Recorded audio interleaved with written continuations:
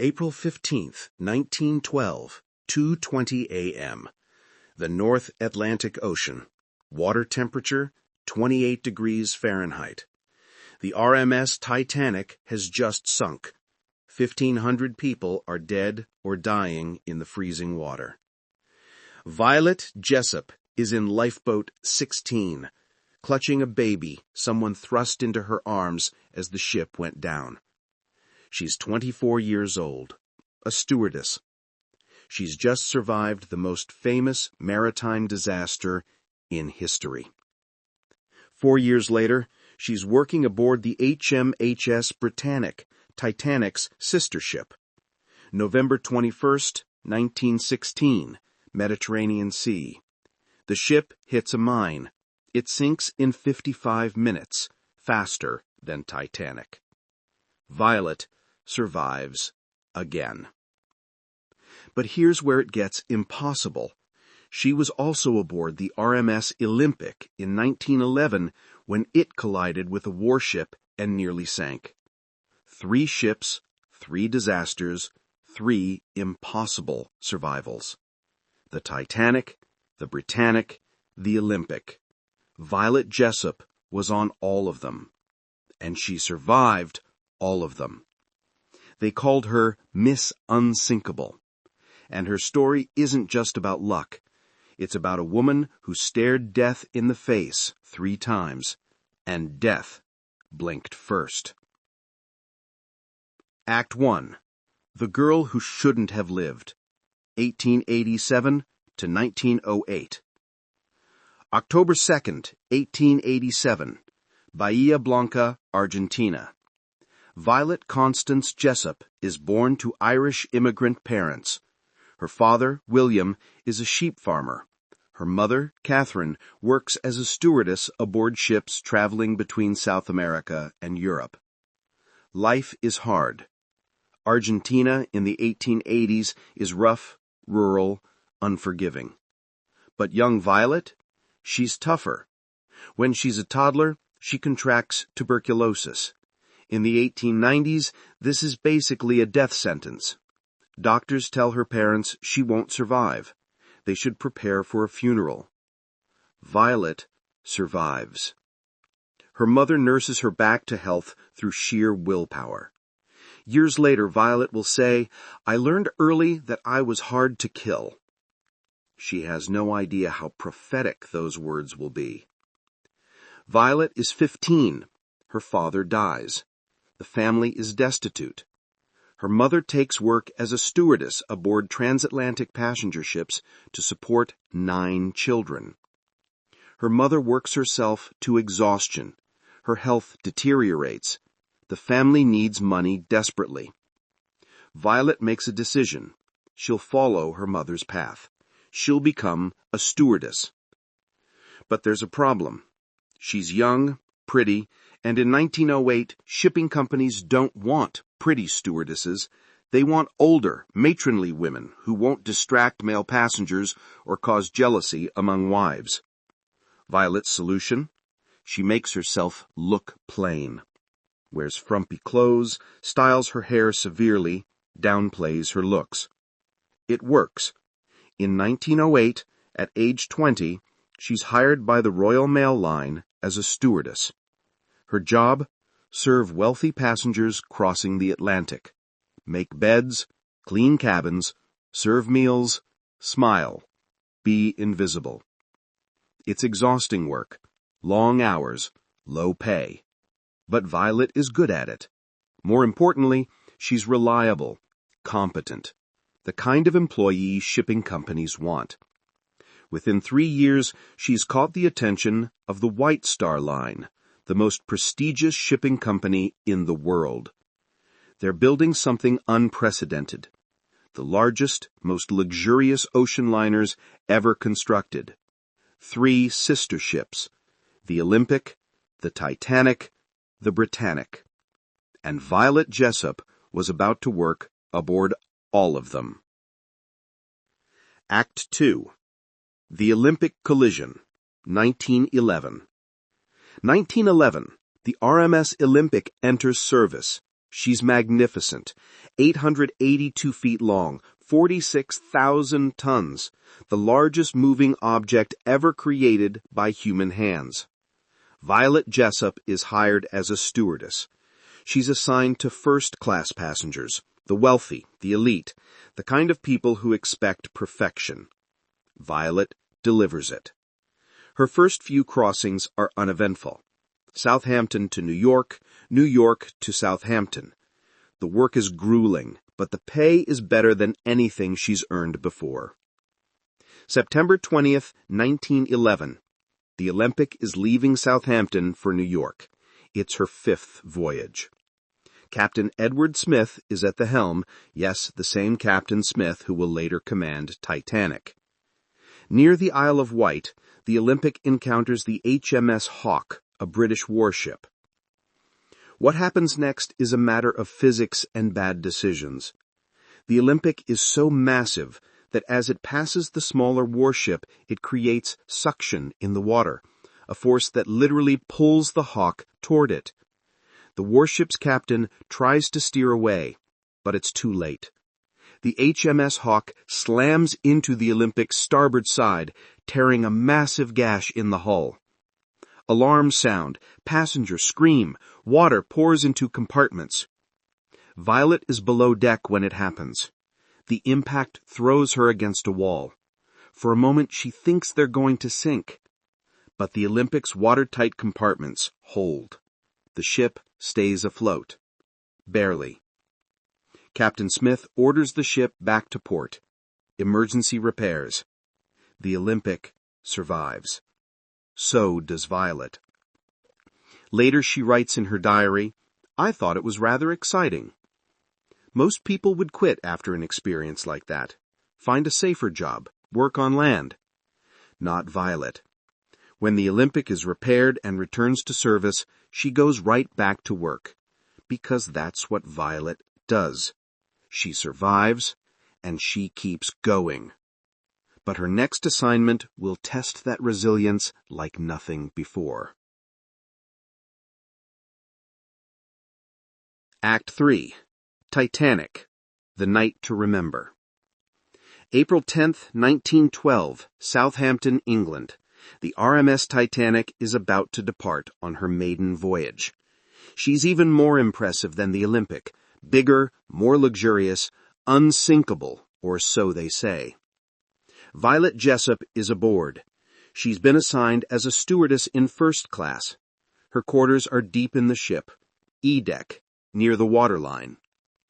The crossing starts beautifully. Calm seas, clear skies. The Titanic performs flawlessly.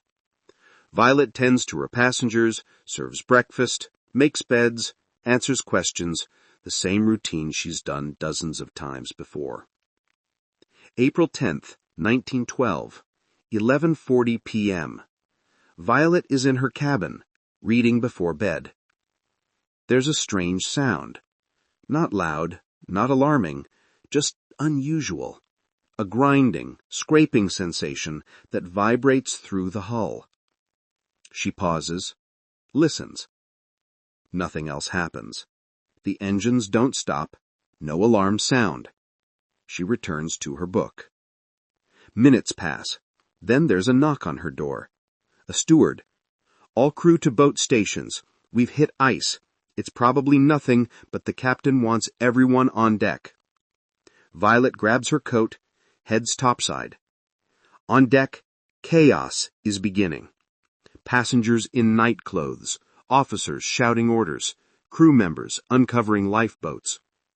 But most passengers aren't worried. The ship is unsinkable. This is just a precaution. Violet knows better. She's been aboard the Olympic when it hit the warship. She knows how quickly things can go wrong. The bow is already sinking.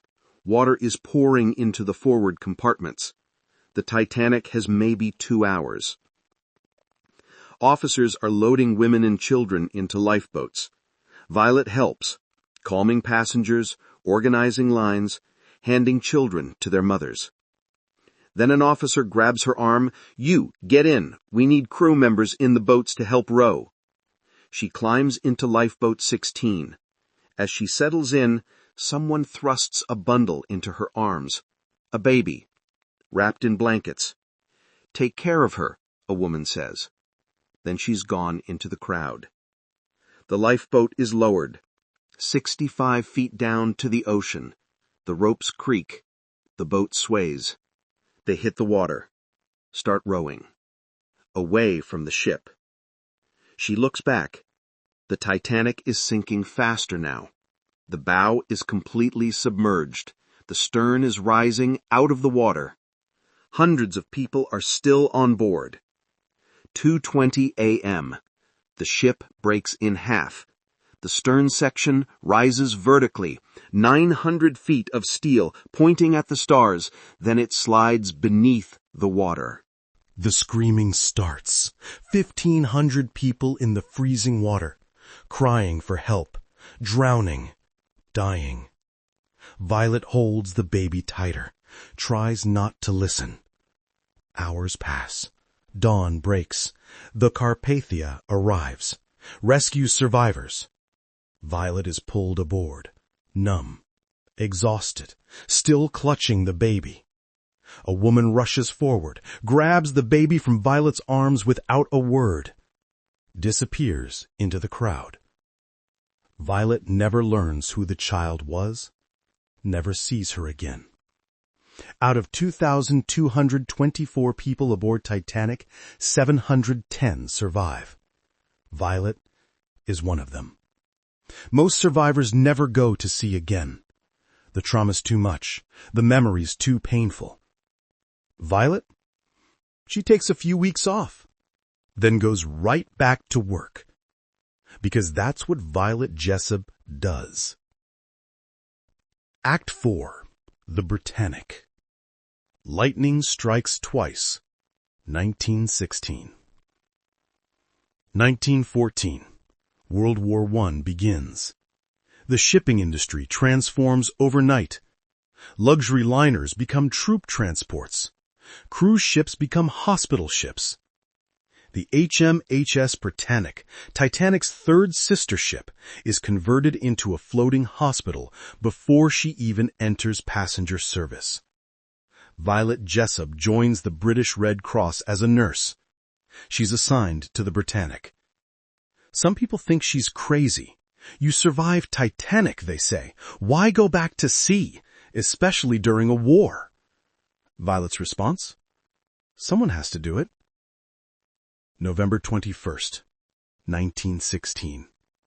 The Britannic is sailing through the Aegean Sea, en route to pick up wounded soldiers from the Balkans.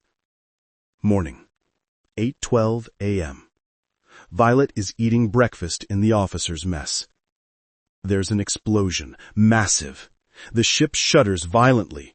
Passengers and crew are thrown across rooms. Glass shatters. Alarms scream. The Britannic has struck a mine. Or been torpedoed. Nobody knows for sure. What they do know, the ship is sinking, fast. Violet races to her cabin, grabs her life jacket and coat. But this time she also grabs her toothbrush. Later she'll say she regretted not having one after Titanic. Even in crisis, Violet thinks practically. On deck, it's chaos. Lifeboats are being lowered. But there's a problem. The ship is still moving. Captain Bartlett is trying to beach the ship on a nearby island. Several lifeboats are launched while the ship is still underway. A catastrophic mistake. The ship's massive propellers are still spinning. 2 lifeboats are sucked into them. The blades chew through wood and bodies. Dozens die instantly. Violet sees this, realizes if she gets in a lifeboat now, she'll die. She makes a second split decision. She jumps. From the deck into the ocean, 50 feet down. She hits the water hard, goes under. Her life jacket brings her back up. But there's a problem. She's being pulled toward the propellers. The same suction that destroyed the lifeboats is pulling her in. She swims harder than she's ever swum in her life, against the current, against physics. She barely escapes, grabs onto floating debris, a piece of wooden paneling. The Britannic sinks in 55 minutes, faster than Titanic. Of the 1,066 people aboard, 30 die, mostly in the lifeboat accidents. Violet survives. Again. But this time there's a cost. When she jumped from the ship, she fractured her skull on floating debris. She doesn't realize it until days later. For the rest of her life, she'll suffer from severe headaches, a permanent reminder of the day she cheated death for the third time. Most people would consider this a sign, a message from the universe. Stay away from ships. Violet? She takes a few weeks off, then goes right back to work. Because that's what Violet Jessop does. Act 5. The Unsinkable Life, 1920 to 1971. After surviving 3 maritime disasters, you'd think Violet Jessop would become famous, a celebrity, the woman who cheated death 3 times. But Violet doesn't want fame. She wants normalcy. She returns to work for the White Star Line, then later the Red Star Line. She works aboard passenger ships for another 34 years. Crosses the Atlantic hundreds of times, Caribbean cruises, Mediterranean routes. The same work she's always done. People sometimes recognize her, ask if she's the woman from Titanic. She politely confirms, then changes the subject. She doesn't want to relive those nights, doesn't want to be defined by disasters. Age 63, Violet finally retires from sea service. She spent 42 years working aboard ships, survived 3 major disasters and countless minor accidents. She moves to Great Ashfield, Suffolk, a small cottage in the English countryside, a quiet life, a garden, privacy. But even in retirement, the past won't leave her alone. Late 1960s, the phone rings in Violet's cottage. She answers. A woman's voice. I was that baby. Violet is confused. What baby? The woman continues. I was the baby you saved on Titanic. I wanted to thank you. Then she hangs up. Before Violet can ask questions, before she can ask for a name, before she can confirm if it's even true. Violet never hears from the woman again. Was it real? A prank? A delusion from someone traumatized by Titanic history? Violet never knows, but she chooses to believe it was real. May 5th, 1971. Violet Jessop dies in her sleep. Heart failure. She's 83 years old. No dramatic death, no disaster. No sinking ship. Just a quiet end to an extraordinary life. Her memoirs are published posthumously. The title? Titanic Survivor. But that title doesn't do her justice, because Violet Jessop wasn't just a Titanic survivor. She was a survivor of everything life threw at her. Tuberculosis as a child, poverty, the Olympic collision, Titanic, Britannic, war, loss, pain. And through all that, she kept going, kept working, kept living. Not because she was fearless, but because she refused to let fear define her.